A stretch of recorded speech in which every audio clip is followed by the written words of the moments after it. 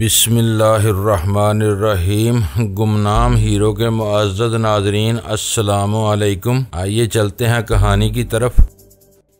इस्तिजाब में डूबी हुई आवाज में वो बोली, ये लाशें किसने यहाँ डाली हैं? कम अज कम मैंने तो नहीं डाली। बेसाख्ता मेरी जुबान से निकल गया। वो मेरे बाजू से लगते हुए बोली, मजाक नहीं करो वजदान। इसकी आवाज खासी सहमी हुई थी। वो कोई बुज़दिल लड़की नहीं थी, लेकिन मुझे ये अंदाजा कायम करने में कोई दिक्कत पेश नहीं आई कि लाशों को 2 से 6 में बदलते देखकर वो भी यही समझी थी कि वहाँ कोई पूरा असरार खेल शुरू हो गया है। इस इबादत गाह और इसके तय खाने से मुतल्लक बहुत सी तहय्यर अमेज कहानियां इसने भी सुन रखी थी। तो मजीद बहुत से खेल तमाशे वो अपनी आंखों से देख रही थी। मैंने इसके शाने पर हाथ रखते हुए कहा, मैं बिल्कुल ठीक कह रहा हूँ ईयान। इन लाशों के यहाँ पहुँचने के बारे में मैं कुछ नहीं जानता। वो खौफजदा निगाह से कभी मुझे और कभी इन लाशों को तकने लगी। इसी वक्त हमें हमारे तमाम तर सवालात के जवाब मिल गए। अंग राहदारी में मुझे डॉक्टर मोंग की सूरत दिखाई दी तो मैंने इत्मीनान की सांस ली। वो 2 बेसुध अफराद को हाथों से पकड़कर घसीटते हुए राहदारी से बाहर ला रहा था। इसका अंदाज बड़ा नप्पा तुला था। मुझसे नजर मिली तो वो मानी खेज अंदाज में धीरे से मुस्कुराया, लेकिन इसने अपने काम से गफलत नहीं बरती और इन 2 यकीनी लाशों को लाकर भी यहाँ पहले से मौजूद 6 अफराद की लाशों के ऊपर ढेर कर दिया। ये सब क्या है डॉक्टर? मैंने सरसराती हुई आवाज में इस्तफसार किया। इसने कंधे उचकाए। लाशें हैं, वो तो मुझे भी नजर आ रही है, मैंने तेज लहजे में कहा, लेकिन माजरा क्या है? वो बारी बारी हम दोनों की तरफ देखने के बाद गोया हुआ, माजरा कुछ नहीं है। ये गंदे लोग अपने नापाक मकासद को हासिल करने के लिए उधर मुतबरक राहदारियों की तरफ चले गए थे, फिर भूल भुलैयों में खोकर खुद को भी भूल बैठे। अगर इनकी लाशें इधर राहदारियों में अंदर पड़ी रहती तो ख्वाह मुख्वाह तफन फैलता। मैंने गलीज लोगों के मुर्दा जिस्मों को वहाँ से उठाकर राहदारियों के तकद्दुस की हिफाजत की है। अब इस तरफ ठीक है, किसी फिक्र परेशानी की जरूरत नहीं। बात खत्म करके वो तंग सी राहदारी की तरफ देखने लगा। डॉक्टर ने मानी खेज अंदाज में ढेरों इंकिशाफ कर डाले तो मुझे अपने वजूद में सनसनाहट सी दौड़ती महसूस हुई। इसने ढके छुपे अल्फाज में सब कुछ कह डाला था। इसके मुताबिक ये लोग अपने मकसद को भूलकर इन भूल भुलैयों की तरफ गए थे। इस वक्त हमारे दुश्मनों का सबसे बड़ा मकसद इन 5 नायाब पत्थरों का हसूल था, जिनके लिए रबी मोश आयमन बेदरेक इंसानी खून बहाने पर तुला हुआ नजर आता था। मैंने ठहरी हुई नजर से डॉक्टर मोंग की तरफ देखा और अपने ख्याल की तस्दीक की खातिर पूछ लिया, तुम्हारा मतलब है वो 5 मुतबरक पत्थर इन भूल भुलैयों में कहीं मौजूद हैं? वो असबात में सर हिलाते हुए बोला, इन भूल भुलैयों से भी आगे एक जहाने हैरत अपना वजूद रखता है। वो पत्थर इसी जहान के एक नादीदा महफूज गोशे में मौजूद है। ओह, मैं एक तवील सांस खारिज करके रह गया। बहरहाल वो बात को आगे बढ़ाते हुए बोला, मैंने कहा ना, फिक्र और तरद्दुद की कोई जरूरत नहीं। वो पत्थर सही सलामत अपनी जगह पर मौजूद है। कोई नवाकिफ शख्स अगर किसी तरह इस तंग सी राहदारी तक रसाई हासिल करने में कामयाब हो भी जाए तो भी वो भूल भुलैयों में भटक कर रह जाता है। इसे वापसी का रास्ता नहीं मिलता। वो इससे आगे और कहाँ जाएगा? फिर इसने जमीन पर पड़ी लाशों के ढेर की तरफ इशारा किया और बोला, अगर ये लोग आपस में ना लड़ मरते तो भूल भुलैयों में चकराते रह जाते। बहरहाल इसने कंधे उचकाकर जुमला अधूरा छोड़ दिया। मैंने पूछा, ये आपस में क्यों लड़ मरे हैं? इनके दिमाग खराब हो गए थे। वो तहकीर अमेज अंदाज में बोला, भूल भुलैयों के सहर अंगेज माहौल ने इनके ज़हन उलट दिए। ये खुद पर काबू न रख सके और वो जुमला नामुकम्मल छोड़कर एक लम्हे को मुतवक्किफ हुआ, फिर सफाक लहजे में बोला, अंदर इनकी तरह के महम जो अक्सर व बेशतर खतरात से 2-4 होते रहते हैं। ये जानलेवा नताइज महमजुई का लाजमी हिस्सा है। मैंने महसूस किया वो भूल भुलैयों तक रसाई हासिल करने वाले दुश्मनों की अमवाद के बारे में खुलकर बात नहीं करना चाहता था। इसके इस रवैये से जाहिर होता था शायद इसी ने इन लोगों को मौत के घाट उतारा था। मैंने इस सिलसिले में इसे ज्यादा नहीं कुरीदा और एक अहम सवाल किया, डॉक्टर तुमने बताया है वो कीमती पुरस्कार पत्थर सही सलामत अपनी जगह पर मौजूद है। तुम्हारे पुरवसूख अल्फाज से तो यही जाहिर होता है कि तुम खुद अपनी आंखों से इन पत्थरों को महफूज मुकाम पर रखा देख कर आ रहे हो। इसने मानी खेज अंदाज में मुस्कुराते हुए कहा, हाँ ऐसी ही बात है। मेरे सीने से इत्मीनान भरी सांस खारिज हुई। डॉक्टर मोंग मेरे अंदाज से बड़ बढ़कर पुरस्कार साबित हो रहा था। वो मोहतरम सांगफू का नायब था। सांगफू जैसे अजीम शख्स की नायबी ऐसे ही हासिल नहीं हो जाती। बहरहाल ये भी एक खुशगवार मरहला था कि मैं पिछले कुछ अरसे से डॉक्टर मोंग जैसे नाबगए रोजगार के साथ मिलकर मसरूफे अमल था। मेरे जहन में एक फौरी ख्याल पैदा हुआ और मैंने लाशों के ढेर की तरफ इशारा करते हुए डॉक्टर मोंग से इस्तफसार किया, इन बदबख्तों में जिमी फोंडा की लाश भी मौजूद है? नहीं, इसने नफी में गर्दन हिलाई। मुझे इसी की तलाश। क्या तुम इसके सूरत आशना हो? इसने जुबान हिलाने के बजाय असबाद में सर हिला दिया। मैंने कहा, साहिल भी कहीं नजर नहीं आ रही। हमने इसे इबादतगाह के बैरूनी और रिहायशी हिस्से में बीच झांक लिया है। इधर कोई जिंदा इंसान मौजूद नहीं। अपने और बेगाने लाशों की सूरत बिखरे हुए हैं। मैं तो ये भी नहीं जानता इनमें कौन अपना है और कौन बेगाना। मैं अच्छी तरह जानता हूँ। वो एक एक लफ्ज पर जोर देते हुए बोला, हमारे जो 6 अफराद यहाँ मौजूद थे, इनमें से एक भी जिंदा नहीं बचा। दुश्मनों के भी कई अफराद मारे गए हैं। बहरहाल 2 तरफा लड़ाई में ये सब कुछ तो होता ही है। मैंने पूछा, क्या दुश्मन की सूरत में सिर्फ जिमी फोंडा ही बचा है? फिर मैंने इसे इन अफराद के बारे में भी बता दिया जिन्हें मैंने और ली यान ने शिकार किया था। डॉक्टर मोंग ने मेरे सवाल के जवाब में कहा, इस बारे में मैं फिलहाल वसूख से कुछ नहीं कह सकता और इसकी वजह यह है कि मुझे दुश्मनों की सही तादाद मालूम नहीं। वो लम्हा भर को मुतवक्किफ हुआ, फिर फैसला कुन लहजे में बोला, अब हमें सबसे पहले साहिल और जिमी फोंडा को तलाश करना है। मैंने कहा, इस इबादतगाह के अंदर बाहर और तय खाने में फैले हुए मौत नमा सन्नाटे से तो यही लगता है अब कोई भी बंदा बशर जिंदा हालत में बाकी नहीं बचा। साहिल और जिमी फोंडा मंदिर से गायब हैं। मेरी समझ में नहीं आ रहा कि इन्हें कहाँ तलाश किया जाए। हालांकि सबसे पहले ये तुम्हारी ही समझ में आना चाहिए था। डॉक्टर मोंग के मानी खेज जुमले ने मुझे चौंका दिया। मैंने इस्तरारी लहजे में कहा, पता नहीं तुम क्या कह रहे हो। भला पहले मेरी समझ में क्यों आना चाहिए था? इसलिए कि तुम सोने वाले अजीमुशान जखीरे को अपनी आंखों से देख चुके हो। वो ठोस लहजे में बोला, ना सिर्फ देख चुके हो बल्कि इस तरफ रसाई हासिल करने के तरीका कार से भी वाकिफ हो। तो तुम्हारा मतलब है? मैंने जुमला अधूरा छोड़कर बुद्धा के अजीमुज्जुस्सा मुजस्मे की तरफ हैरत भरी नजर से देखा। हाँ, मेरा यही मतलब है। ओह,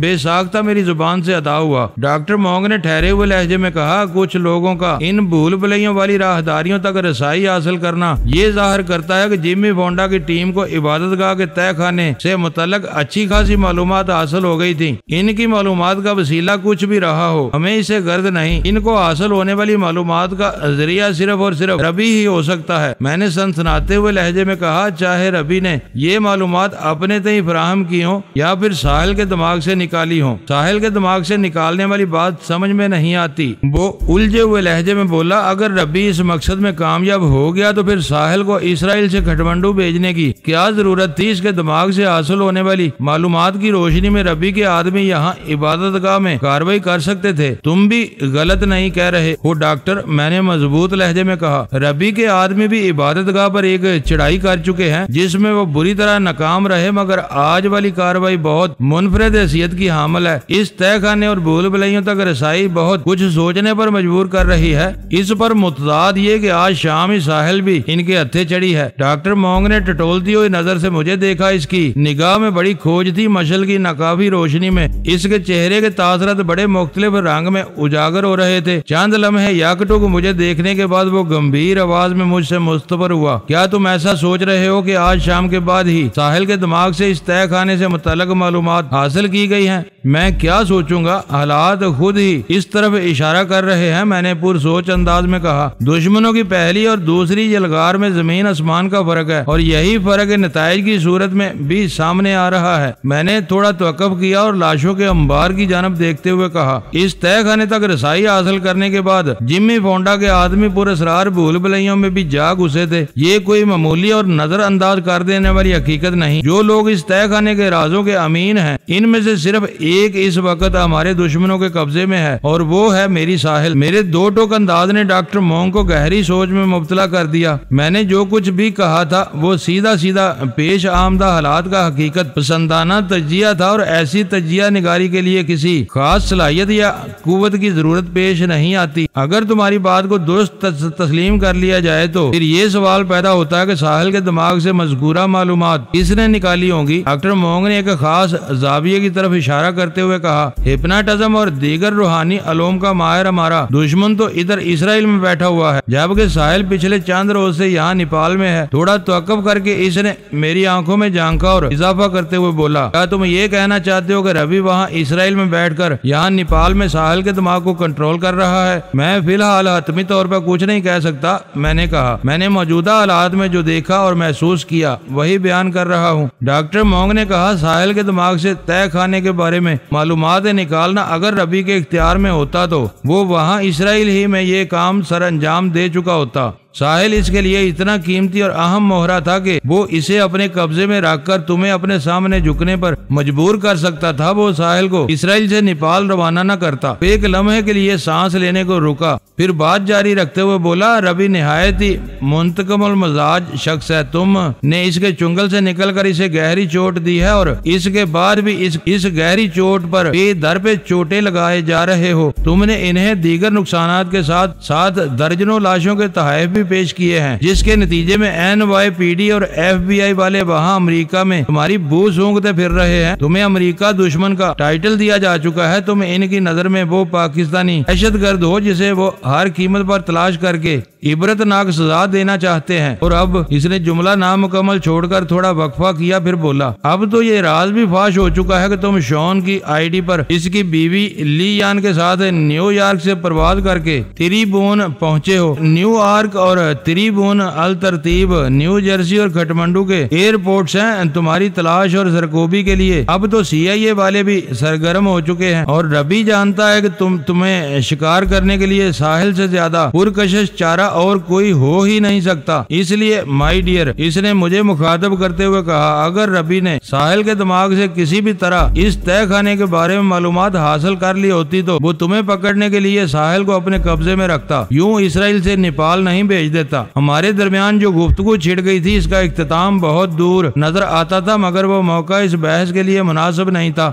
लिहाजा मैंने बातचीत का रुख बदल दिया और कहा, ये बातें तो हम बाद में भी कर सकते हैं डॉक्टर, फिलहाल हमें साहिल और जेमी फोंडा को तलाश करना चाहिए। यस दैट्स इट, वो गहरी संजीदगी से बोला, आओ इन्हें वहाँ भी देख लेते हैं। मैंने इसका इशारा समझते हुए लॉर्ड बुद्धा के किंग साइज मुजस्मे की जानब कदम बढ़ा दिए। डॉक्टर की एक बात ने मुझे सोचने पर मजबूर कर दिया। CIA वाले अगर मेरी तलाश में लग गए थे तो ये कोई मामूली बात नहीं थी। अब मुझे एक एक कदम फोंक कर रखना था और फिर अच्छी तरह देखभाल कर इसे जमीन पर से उठाना था। हम मुजस्मे के सामने पहुंचे तो डॉक्टर मोंग ने पुरमानी अंदाज में मेरी जानिब देखा। इसने एक हाथ में मशल उठा रखी थी। मशल इस जाविये पर थी कि इससे फूटने वाली रोशनी पूरी तरह डॉक्टर के चेहरे पर नहीं पड़ रही थी, जिसके बायस इसके चेहरे पर बड़े अजीबो गरीब तासरात दिखाई देते थे। ताहम मैं पलक झपकते में समझ गया वो मुझसे क्या कहना चाहता था। मैंने 7mm ली यान की तरफ बढ़ा दी और खुद मुजस्मे की जानब बढ़ गया। डॉक्टर मोंग ने अपनी गन के साथ जाने क्या किया था। जब वो हमसे रुखसत हुआ था तो मैंने दूसरी 7mm ऑटोमेटिक राइफल इसे थमा दी थी और जब वो दोबारा नजर आया तो इसके हाथ में किसी किस्म का असलहा नहीं था। मैंने मुजस्मे का बेगौर जायजा लिया और फिर इसके पाँव की तरफ आ गया। मैंने पहले बाएं पाँव की एड़ी की जगह पत्थर को दबाया और फिर यही अमल दूसरे पाँव की एड़ी के साथ भी किया, दोहराया। इसके बाद मैं एक कदम पीछे हटकर खड़ा हो गया। अगले ही लम्हे मुजस्मे के ज़ेरी हिस्से में हरकत पैदा हुई। इसके दोनों पाँव के दरमियान 4 फुट का फासला था। यहाँ का ठोस पत्थर अपनी जगह से स्लाइडिंग के से अंदाज में हटने लगा। ये स्लाइडिंग दो तरफा थी, यानी पत्थर का एक हिस्सा दाएं जानब और दूसरा बाएं तरफ मुजस्मे के वजूद के अंदर गायब हो रहा था। मेरे और डॉक्टर मोंग के लिए ये कोई हैरत अंगेज नजारा नहीं था, लेकिन ली यान मबहूत खड़ी इस पत्थर की स्लाइडिंग को देखती रही। देखते ही देखते इस पत्थर की जगह एक खिड़की नुमा खला नमूदार हो गया। इस खला का मुंह बस इतना सा था कि वहाँ से एक वक्त में सिर्फ एक ही आदमी अंदर दाखिल हो सकता था। मशल बरदार डॉक्टर मोंग आगे बढ़ा और इस खिड़की नुमा खला में दाखिल हो गया। मैंने ली यान की तरफ देखा और कहा, अब तुम्हारी बारी है। इसने कोई सवाल किए बगैर मेरी बात की तकलीद की और गन मुझे थमाकर डॉक्टर के पीछे इस खला में उतर गई। इसके बाद मैं भी अंदर पहुंच गया। वो मुजस्मा अंदर से भी खोखला था। मेहनत और जान फिशानी से तराश कर इसे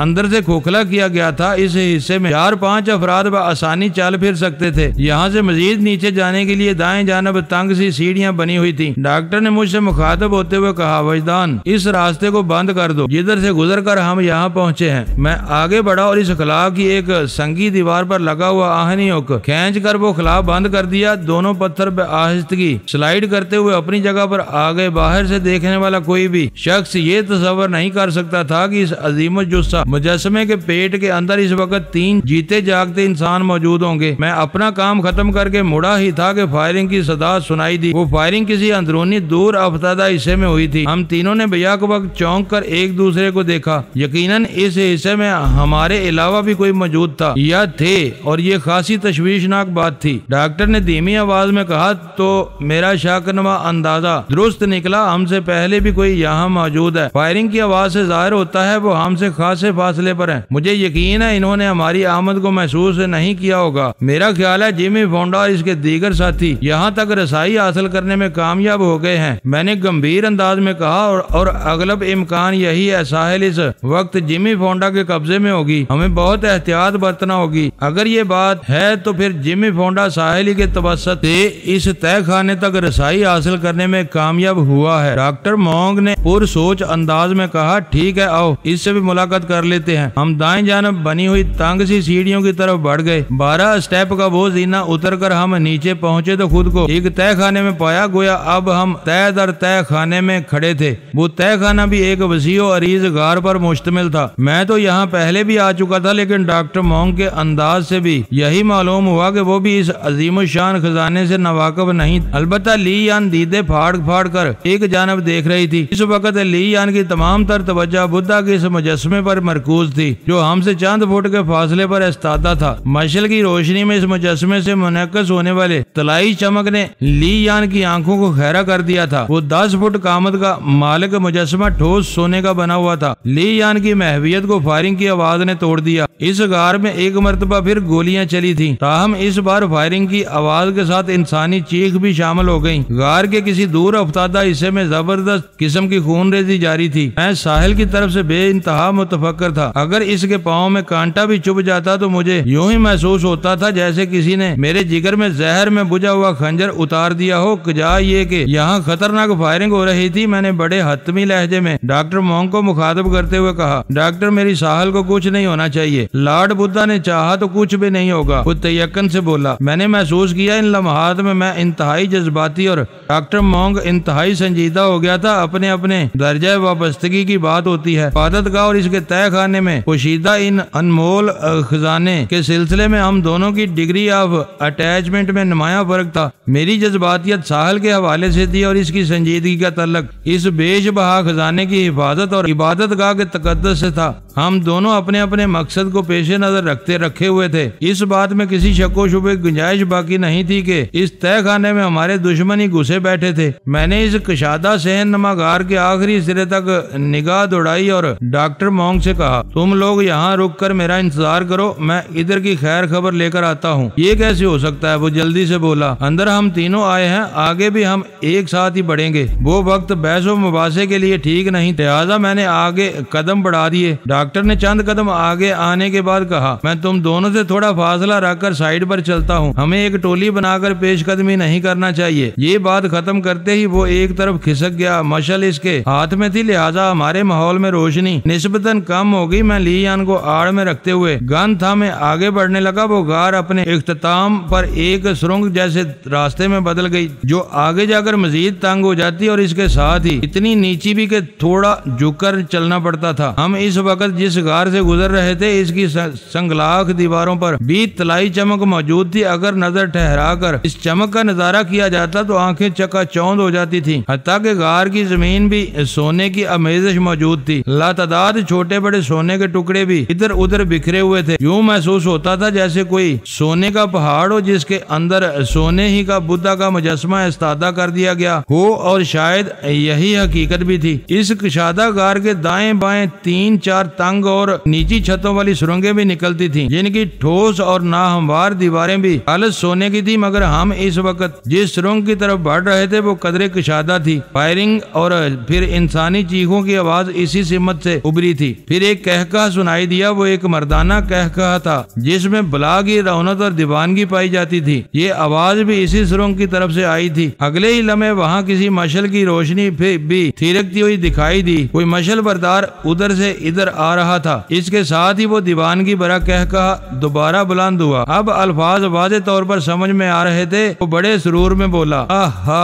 आहा हा हा। इसकी आवाज में किसी कम ज़रफ़ फाते का सा नशा झलकता था। मैंने सब को खत्म कर दिया। अब कोई मुझसे हिस्सा नहीं मांगेगा, कोई बंटवारे का मुतालबा नहीं करेगा, क्योंकि मेरे सिवा कोई जिंदा ही नहीं बचा। वो एक लम्हे को मुतवक्किफ हुआ, फिर एक और कहकहा बुलंद करते हुए इसी बदमस्ती में बोलता चला गया, इस सोने के जखीरे का मैं अकेला मालिक हूँ। कोई मुझसे सवाल नहीं कर सकता। मैं किसी को कुछ नहीं बताऊंगा, रबी को भी हवा नहीं लगने दूंगा। दुनिया को पता चलेगा कि जिम्मी किस ताकत का नाम है। मैं ये सारा सोना खुफिया तरीके से यहाँ से कहीं और मुंतकिल कर दूंगा। मैं जिम्मी फोंडा दुनिया का अमीर तरीन शख्स बन जाएगा। सूरत हाल रोजे रोशन की तरह यहाँ हो गई थी। जिम्मी फोंडा अपने साथियों के सुरंग में फनाक के घाट उतार कर वापस आ रहा था। इसके अल्फाज की लड़खड़ाहट और आवाज के जीरो बम से महसूस होता था वो इस वक्त गहरे नशे में है। पता नहीं ये कैसा नशा था। वो शराब में डूब कर तो इस अहम मिशन पर नहीं निकल सकता था। यकीनन ये इस सोने के जखीरे का तिलस्म था। इस दौरान में डॉक्टर मोंग भी हमारे करीब आ गया। दीवाने की ये तमाम तर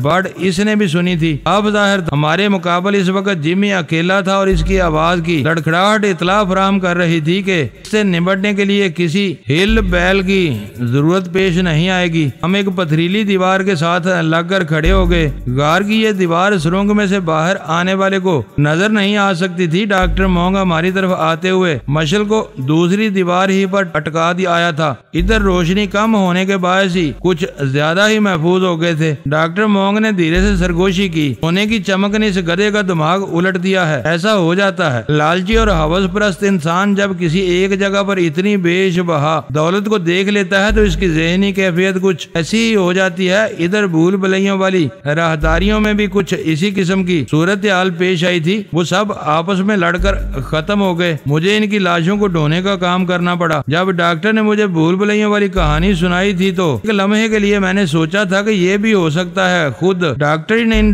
दुश्मनों को ठिकाने लगा दिया हो। लेकिन जिम्मी फोंडा का इकबाले जुर्म डॉक्टर के बयान की तस्दीक के लिए काफी था। यहाँ की सिचुएशन के मुताबिक जिम्मी का हालत दीवानगी में कहा हुआ एक भी लफ्ज सनद का दर्जा रखता था, क्योंकि तमाम तर बैन सबूत भी यहाँ मौजूद थे। मैंने डॉक्टर की सरगोशी की रोशनी में कहा, अगर सोने के इस जखीरे को देखकर किसी लालची इंसान की ऐसे ही मत मारी जाती है तो फिर रबी मोशे अहमद को यहाँ लाकर छोड़ना चाहिए। वो बेइख्तियार और इख्तिदार की भूख में मरा जा रहा है। पूरी दुनिया पर हुक्मरानी का ख्वाब इसे ऐसी खतरनाक महम जोई पर उकसाता रहता है। मोशे अहमद बड़ा सियाना है, डॉक्टर मोंग ने जहरीले लहजे में कहा। वो ऐसे किसी भी चरे हुए खड्डे में बराह रास्त अपनी टांग नहीं फंसाता। इसके पास ऐसे मिशन के लिए कुर्बानी के जानवरों की कमी नहीं। इस आग में हमेशा अपने जान निसारों और अकीदतमंदों को झोंकता ही आया है। वैसे भी ऐसे जान निसारों और अकीदतमंदों का क्या फायदा जो वक्त पर काम ना आ सके। जिमी फोंडा,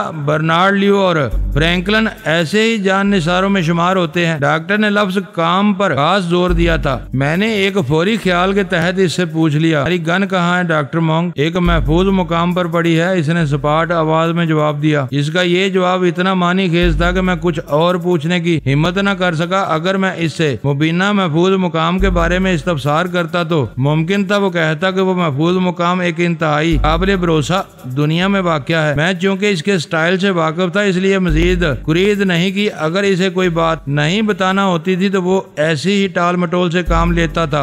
मैंने सुरंग वाले खुले सिरे पर निगाह टिका दी और जिमी फोंडा के बारे में सोचने लगा। इसने खुमार की हालत में अपनी जुबान से जो अल्फाज अदा किए थे इनमें मेरी साहिल का कहीं जिक्र नहीं था और मेरे लिए ये बड़ी तशवीशनाक बात थी। जिमी फोंडा ने कहकहा लगाते हुए बड़े फख्र से कहा था, मैंने सब को खत्म कर दिया। मेरी साहिल सब में नहीं आती थी। इसकी एक जुदागाना हैसियत थी। मेरे दिल को ये तकवीयत हासिल थी कि साहिल को इंशाअल्लाह कोई नुकसान नहीं पहुंचेगा। इस तकवीयत में डॉक्टर मोंग का भी हिस्सा शामिल था। इसने बड़े यकीन से कहा था, लॉर्ड बुद्धा ने चाहा तो साहिल को कुछ भी नहीं होगा। डॉक्टर डॉक्टर मोंग अगरचे पूरे एतमाद से कोई बात कहता था तो वो खाली खुली तसल्ली नहीं होती थी। हमारी गहरी तवज्जो के दौरान में तंग सुरंग के अंदर मशल की रोशनी थिरकती हुई आगे बढ़ती रही। इसका यही मतलब था कि जिमी फोंडा आगे बढ़ रहा था। वो सुरंग 20-25 फुट से ज्यादा तवील नहीं थी। इसके आगे वो इतनी तंग हो जाती थी कि सीधे खड़े होकर चलना मुमकिन नहीं था। जिमी फोंडा यकीनन सुरंग के सामने वाले हिस्से ही में था। डॉक्टर मोंग ने एक हैरत अंगेज इंकशाफ करते हुए बताया, इस गार से निकलने वाली ये वाहिद सुरंग है जो आगे बहुत आगे जाकर इन्हीं भूल भुलैयों से जा मिलती है जहाँ से मैंने दुश्मनों की लाशें ढूंढी हैं। खुद इबादत गाह वाले इस अजीमुल मर्तबत पहाड़ में राहदारियों और भूल भुलैयों का एक ऐसा जाल फैला हुआ है जिसे समझना किसी लालची और मनफी जहन रखने वाले इंसान के बस का रोग नहीं। फिर तो इस खजाने की हिफाजत की जरूरत। मेरा वो सरगोशियाना जुमला अधूरा रह गया क्योंकि इसी लम्हे जिम्मी सुरंग से बाहर निकल आया था। मैं अपनी बात नामुकम्मल छोड़कर इसकी जानब मतवज्जो हो गया। मैं इसे जिंदगी में पहली मर्तबा देख रहा था। इसके कहकों के दौरानिये में मुझे मालूम हुआ था कि वो जिम्मी फोंडा है। मैंने डॉक्टर की तरफ इस्तफसारिया निगाह से देखा तो इसने गर्दन की खुफीफ सी जंबश से मेरे इस्तफसार का जवाब दे दिया। गोया इसने इस शख्स के जिम्मी फोंडा होने की तस्दीक कर दी थी। जिम्मी फोंडा एक कद आवर और मजबूतुल बदन शख्स था। सर के बाल बड़े हुए और बेतरतीब, जेरे नाक बारी मूंछें। इसने एक हाथ में मशल और दूसरे हाथ में पिस्टल थाम रखा था। कदमों में लड़खड़ाहट और आंखों में एक अजीब सी मस्ती नजर आती थी। वो यकटोक बुद्धा के तलाई ठोस मुजस्मे की तरफ देखता रहा, फिर चौंक कर बुड़बुड़ाया, यहाँ ये लाइट कैसी नजर आ रही है। इसकी बुड़बुड़ाहट मशल की रोशनी के बारे में थी। मैंने अपनी गन डॉक्टर मोंग को थमाई और उछलकर इसके सामने जा खड़ा हुआ। ये मेरा एक इज़्तिरारी अमल था। जिमी फोंडा को देखकर मुझे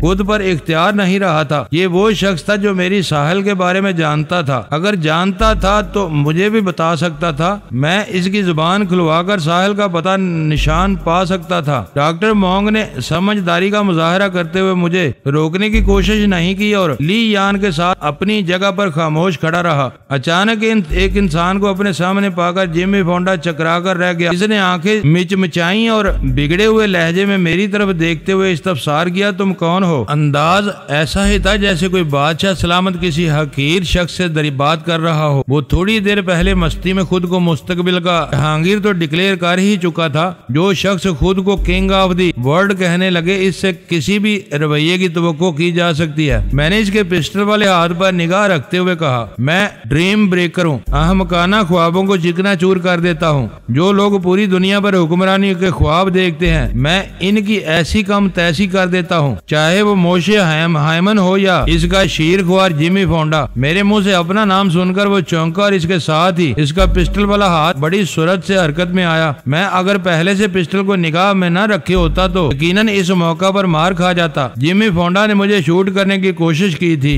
कोशिश इन मानों में कि इसे इस अमल की में कामयाबी हासिल न हो सकी। मैं गोली चलने से पहले ही अपनी जगह छोड़ चुका था। इसके हाथ के जाविये को जहन में रखते हुए मैंने एक हाई जंप लगाई और पलक झपकते में मैं इसके कंधों पर सवार था। मैंने वहाँ सिर्फ एक लम्हा क्याम किया और इसके पिस्तौल वाले हाथ पर एक जोरदार ठोकर मारते हुए पीछे को चला गया। मेरे पाँव की खतरनाक ठोकर ने इसके हाथ से पिस्तौल तो न छुड़ाया, ताहम इस दौरान में वो ट्रिगर पर उंगली दबा चुका था। कार के मुहिब सन्नाटे में गोली चलने की मखसूस आवाज उभरी, लेकिन मैं महफूज रहा। पहली नाकामयाबी के बाद वो खूंखार अंदाज में मेरी जानिब पलटा, लेकिन इसका पिस्टल वाला हाथ सीधा होने से पहले ही मैंने लात चला दी। जोरदार राउंड हाउस की कलाई पर लगी। इस मर्तबा वो गन पर गिरफ्त कायम न रख सका। पिस्टल इसके हाथ से निकलकर दूर जा गिरा। इसने सर को झटकते हुए होशो हवास में आने की कोशिश की और मशल से मुझ पर हमला आवर हुआ। मैं इसे कोई मौका देने को तैयार नहीं था। जिमी फोंडा की मुनासिब सी खातर तवाज़े बहुत जरूरी थी। मुझसे जिस्म के मुख्तलिफ हिस्सों की मालिश करवाने के बाद ही वो सोने के तिलस्म से बाहर आ सकता था। जब तक इसकी जहनी कैफियत नॉर्मल न हो जाती, इसकी जुबान से काम की कोई बात नहीं उगलवाई जा सकती थी और मुझे इससे बहुत कुछ पूछना था। मुअज़्ज़ज़ नाज़रीन, लाइक करें, शेयर करें और कमेंट्स बॉक्स में पाक आर्मी जिंदाबाद, पाकिस्तान पाइंदाबाद का नारा ज़रूर दर्ज करके अपने मुल्क पर फ़ख्र करें और पाकिस्तान की बुनियादें मजबूत करने में अपना किरदार अदा करें। वीडियो देखने का शुक्रिया। मुअज़्ज़ज़ नाज़रीन, अपना ख्याल रखिएगा और हमारे चैनल का भी। ISI पाक आर्मी जिंदाबाद, पाकिस्तान पाइंदाबाद।